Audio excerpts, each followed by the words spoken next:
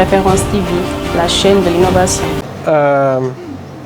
Pour cette conférence de presse de lancement de la Semaine mondiale de l'entrepreneuriat au Sénégal et à Jocolab. On le sait très peu, mais en fait le Sénégal a souvent été, ou en tout cas on ne l'apprécie pas assez. Le Sénégal a souvent été précurseur sur beaucoup de choses. On est connu pour être un peuple plutôt de commerçants, de négociants, et on est en train de se découvrir un peuple d'entrepreneurs. Il faut savoir déjà rien que Jocolab, comme son nom l'indique, c'est ancré dans nos valeurs de dire qu'il faut aujourd'hui voir comment entreprendre ensemble, entreprendre différemment, entreprendre avec notre esprit un peu de pionnier, je dirais, sénégalais. Il y a de cela 13 ans aujourd'hui, puisque Jocolab a été lancé le 10 octobre 2010 à Dakar. On a initié ce type d'espace dans lequel vous êtes, qui était l'un des premiers, si ce n'est le premier, dans toute l'Afrique. Mieux que ça, le premier espace du genre à Paris a ouvert 2 mois après nous. Donc c'est dire des fois la capacité d'innovation qu'on peut faire preuve, mais que malheureusement on a tendance à ne pas valoriser, à ne pas supporter, fédérer, etc. 13 ans après, on est toujours là. On est d'ailleurs sur aujourd'hui près de 8 pays, notamment dans la sous-région. Et on continue à faire le pari de la créativité, du dynamisme de la jeunesse pour accompagner le développement économique, la croissance économique et surtout le bien-être des populations. La Semaine mondiale de l'entrepreneuriat est une initiative qui est mondiale. C'est le plus grand événement mondial de l'entrepreneuriat qui célèbre l'entrepreneuriat dans plus d'une centaine de pays. Près de 10 millions de personnes dans le monde qui se mobilisent. Et le Sénégal, à travers Jocolab et ses partenaires, depuis aujourd'hui 10 ans, la première édition était en 2013, célèbre l'entrepreneuriat et le génie sénégalais. Cette célébration est importante parce qu'on le sait, on parle beaucoup d'entrepreneuriat des jeunes. Nous en sommes convaincus. Ils sont source d'innovation et de croissance économique. Ils sont source d'innovation et de croissance économique pour le Sénégal, mais même pour la région, pour l'Afrique et pour le monde. Nous étions la semaine passée à la semaine africaine de la microfinance. Là encore, on a trouvé des entrepreneurs sénégalais qui proposaient leurs solutions là-bas, qui de solutions de gestion des digitales des banques ou des microfinances, qui une solution de e-commerce ou une solution d'agrégation de financement et j'en passe. Donc, nous avons des entrepreneurs à différents niveaux. Il est important que on puisse les célébrer. Pourquoi ? D'abord, parce que clairement, il faut reconnaître que des initiatives sur l'entrepreneuriat se sont démultipliées sous l'impulsion du président ces dernières années. Tout le monde connaît l'ADER, on en connaît d'autres, le PSEJ, l'ANPEJ, de 3FPT, de nombreuses initiatives qui ont été l'ADPME et d'autres qui se démultiplient. On a vu dernièrement d'ailleurs un conseil interministériel qui vise à pouvoir harmoniser les actions. Et cette dynamique d'harmonisation doit aujourd'hui dépasser le secteur institutionnel pour mobiliser l'ensemble de l'écosystème entrepreneurial du Sénégal, c'est-à-dire les institutions, le secteur privé, les ONG, les partenaires au développement, et j'en passe. Tous ceux, en fait, qui, aujourd'hui, veulent accompagner les entrepreneurs. Et en fait, la dynamique de la Semaine mondiale de l'entrepreneuriat, c'est exactement ça. C'est d'abord inspirer les jeunes, donc un premier objectif, inspirer les jeunes à s'engager dans la voie de l'entrepreneuriat. Aujourd'hui, on a 10 jeunes sur quasiment 500 qui vont avoir une possibilité d'emploi, et même là c'est beaucoup. Et donc il est évident que pour avoir des emplois, il nous faut des entrepreneurs qui créent des entreprises qui vont se développer et qui vont créer de l'emploi.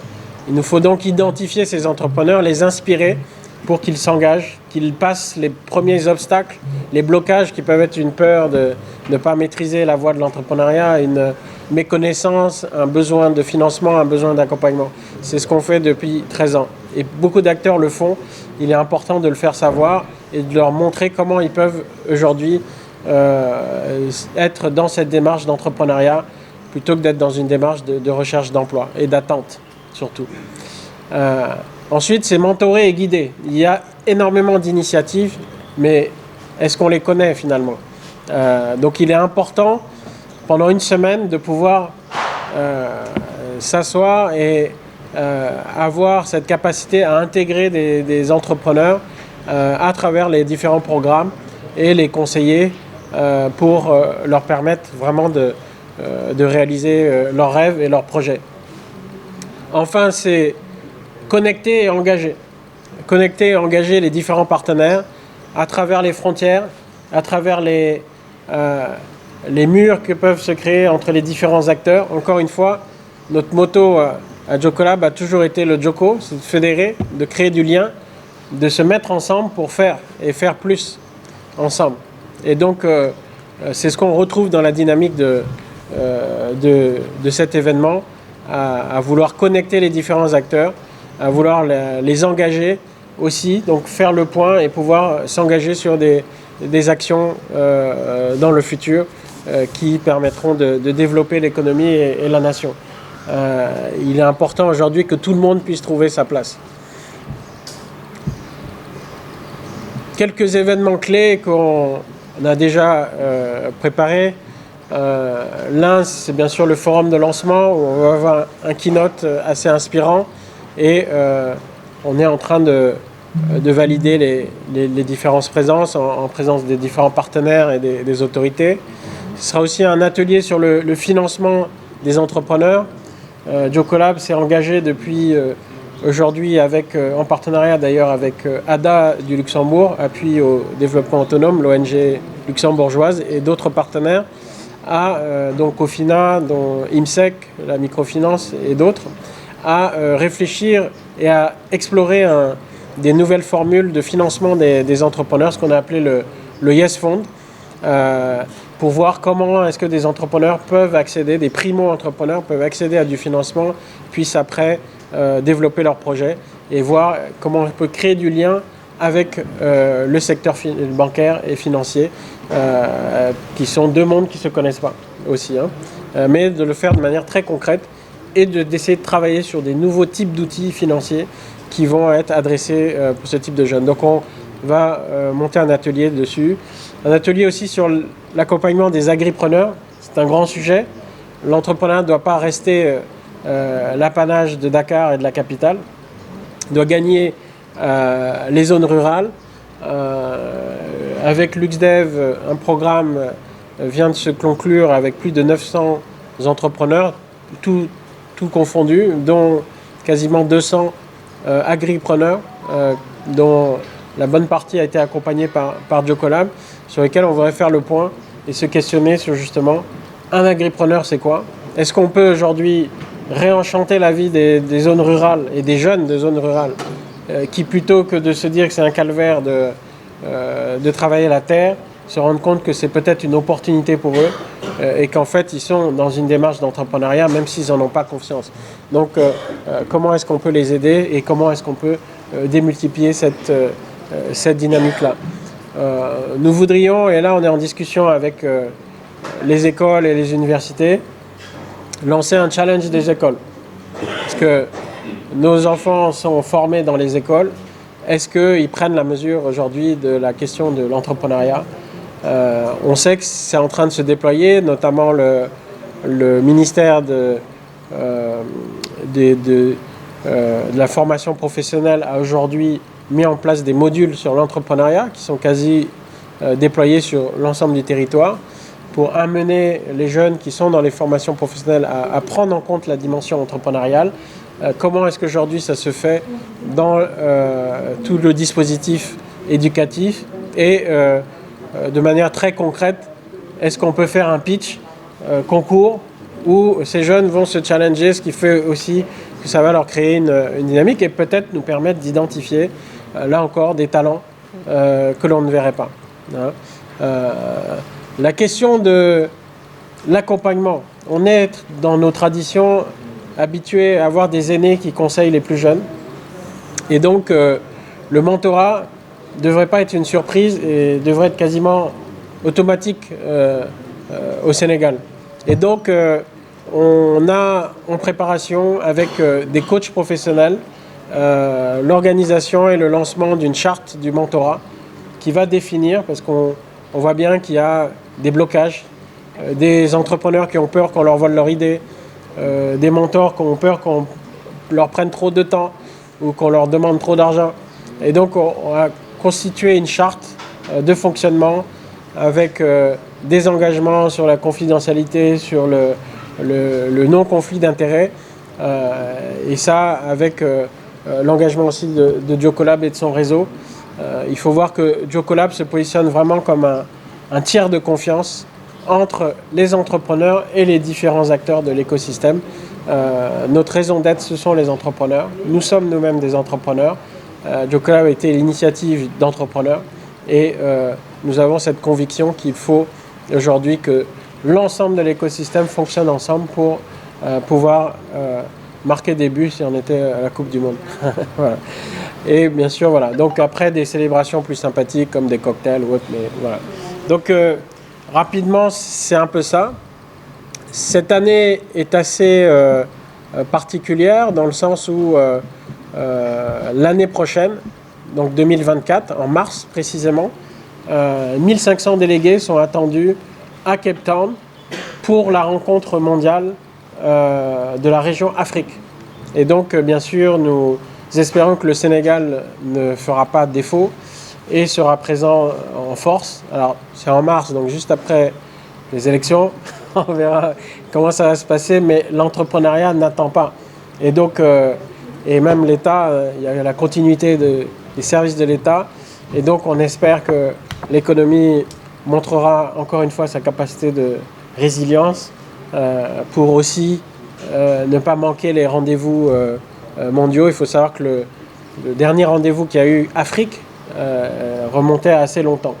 Nous avons aussi la petite ambition, parce qu'il faut savoir que ce réseau est fortement soutenu par les États-Unis et d'autres, l'Union européenne et j'en passe, puisque c'est un réseau mondial. Mais le Maroc a quand même eu l'occasion de recevoir le vice-président Biden à l'époque où il était vice-président dans le cadre d'un événement mondial qui s'est tenu au Maroc. L'Afrique du Sud, encore une fois, avait eu à recevoir le réseau mondial dans le cadre du Global Entrepreneurship Congress, qui est le congrès mondial, qui vient de finir en Australie, et donc avait reçu en Afrique du Sud les délégués de l'ensemble de la planète, et pour mettre en avant l'Afrique. L'Afrique francophone est peu représentée. Nous avons un rôle d'ailleurs phare dans ce dispositif. Je suis moi-même membre du board Afrique et en ce sens, on s'active à ce que aussi les pays francophones, souvent on les targue d'être en retard sur l'entrepreneuriat, puissent être plus représentés et s'activent. Je peux vous dire que franchement, quand on regarde les différents écosystèmes au Sénégal, on devrait être un peu plus fiers de ce qu'on fait, mettre plus de fédérations à travailler tous ensemble, et je pense qu'on a vraiment tous les éléments pour faire du Sénégal une grande nation de l'entrepreneuriat. Voilà. Alors je suis avec Alix Malou, qui est la coordonnatrice de Jocolab au Sénégal. Je l'ai dit que Jocolab était présent dans plusieurs pays, 8 pays et principalement dans la région, le Mali, le Sénégal, la Côte d'Ivoire, la Gambie, le Cameroun, et j'en passe. Et donc, au Sénégal, c'est Mme Malou qui assure la coordination des activités de Jocolab. C'est pour aux jeunes. C'est une semaine pour la jeunesse, pour nous. Donc l'année dernière, on a eu un chiffre de ce qui s'est fait au niveau Sénégal, sur les 5 régions, Dakar, Saint-Louis, Ziguinchor, Kaolack, Thiès. Il y a eu des activités qui ont eu lieu un peu partout. Donc des ateliers, des panels. Donc avec plus de 300 000 participants quand même l'année dernière, 126 partenaires qui ont participé. Et puis il y a aussi beaucoup d'interactions aussi qui se sont faites pendant cette semaine sur les réseaux sociaux. Est-ce que les régions sont concernées encore? Non, la semaine c'est pour tout le monde. Il n'y a pas de région dédiée pour fêter cette semaine. Donc c'est tout le Sénégal qu'on appelle à fêter cette semaine.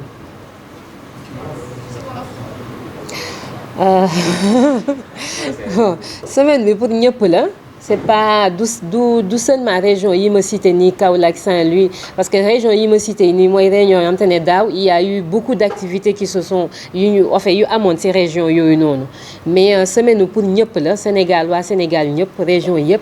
Donc chaque année day am ay activités yu am un peu partout, yu nit ñi di def un peu partout au niveau de ci lim bi.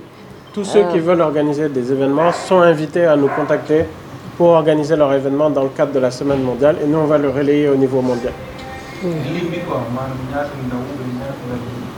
Alors mënuma la liban ñaata ndaw la, parce que lii ñëpp la concerné, ndaw yi yëpp la ñuy oo. Donc ñëpp élèves yi, étudiants yi, jeunes entrepreneurs yi, ceux qui sont déjà aussi sur le marché, qui ont déjà leur activité, lii ñëpp, ça concerne vraiment tout le monde.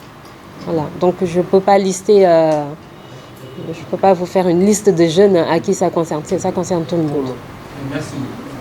Dans un document transmis à la presse, vous dites que cet événement est un événement mondial.